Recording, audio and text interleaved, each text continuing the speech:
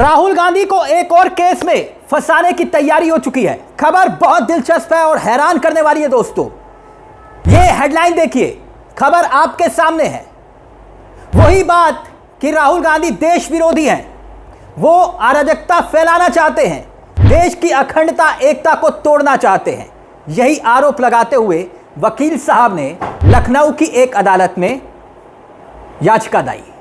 जी हां, अब अदालत में पहुंच गए वकील साहब और कहा कि माय लॉर्ड, राहुल गांधी के खिलाफ और तमाम सीनियर लीडर्स जो कांग्रेस पार्टी के नेता हैं, उनके खिलाफ राष्ट्रद्रोह का मुकदमा चलना चाहिए। तो ऐसे में सवाल यह खड़ा होता है कि राहुल गांधी ने मंच पर खड़े होकर ऐसा कहा क्या? वो तो महत्वपूर्ण है, वो तो हम आपको सुनाएंगे, मगर गौर कीजिएगा कब कहा, उससे भी महत्वपूर्ण सवाल यह है, वो भी हम आपको बताएंगे। कब कहा, यह बहुत महत्वपूर्ण सवाल क्यों है, मगर सुनिएगा। बाकायदा अदालत में कहा जा रहा है कि राहुल गांधी के खिलाफ केस चले। यह वकील साहब हैं नृपेंद्र पांडे, लखनऊ के हैं। उन्होंने ही एक अदालत में राहुल गांधी पर देश को तोड़ने का आरोप लगाकर यह अर्जी डाली है। अब दोस्तों सवाल यह खड़ा हो रहा है कि राहुल गांधी ने ऐसा कहा क्या मंच पर खड़े होकर कि नरेंद्र पांडे उन पर राजद्रोह का मुकदमा दर्ज कराने की बातें कर रहे हैं।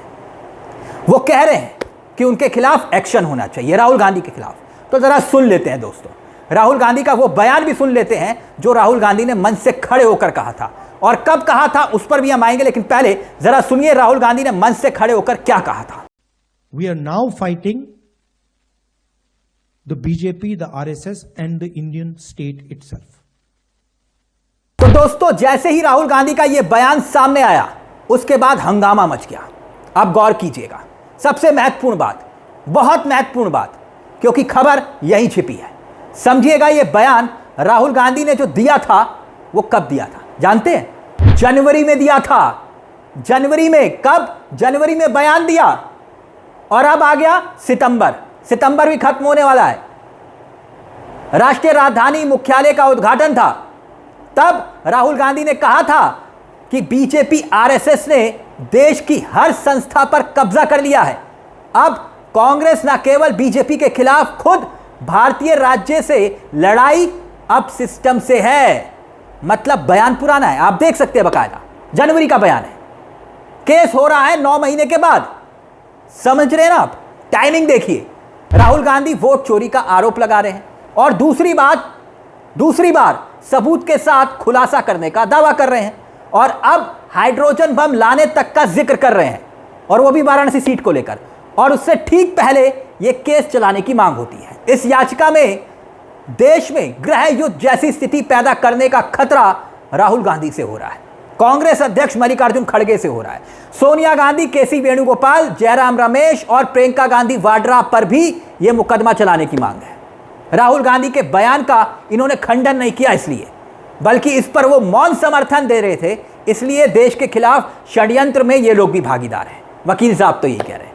वैसे राहुल गांधी पर इस वक्त ऐसे ही बयानों की बाढ़ को लेकर उनके खिलाफ बीजेपी समर्थक कई लोगों ने केस दायर करवा रखे हैं, उत्तर से लेकर दक्षिण तक, दक्षिण से लेकर पूर्व तक, और पूर्व से लेकर पश्चिम तक।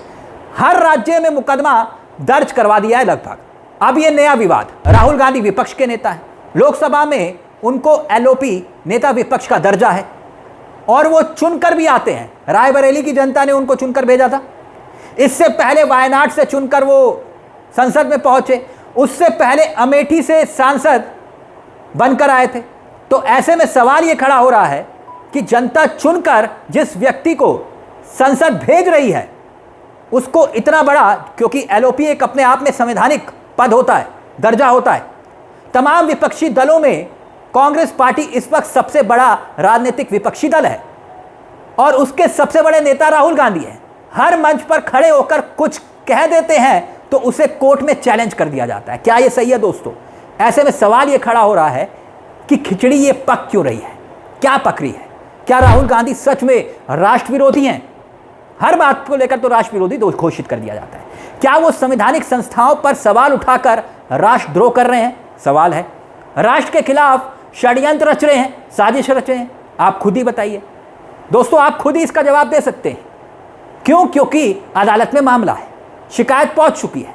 तो फिर अदालत में जो जज साहब बैठेंगे वही तय कर लेंगे, डिसाइड कर लेंगे कि भाई कानून के हिसाब से राहुल गांधी ने बात सही बोली या फिर गलत बोली। राहुल गांधी को क्या बोलना चाहिए, क्या नहीं बोलना चाहिए, अब ये बीजेपी तय करेगी, भारतीय जनता पार्टी। राहुल गांधी ने 17 दिसंबर 2022 को महाराष्ट्र के ओखला में एक प्रेस कॉन्फ्रेंस की थी, ठीक दोस्तों, और तब वीर सावरकर को अंग्रेजों का नौकर और पेंशन देने वाला बयान दिया था और इस पर भी बवाल हुआ था। कांग्रेस के नेता राहुल गांधी को वीर सावरकर पर विवादित टिप्पणी और भड़काऊ भाषण देने के लिए तलब किया गया था। उन्हें 10 जनवरी को अदालत में पेश होने के आदेश दिए गए थे और तब भी मामला खूब बवाल मचा था। हाल ही में लखनऊ कोर्ट के भी वो कई चक्कर काट चुके हैं।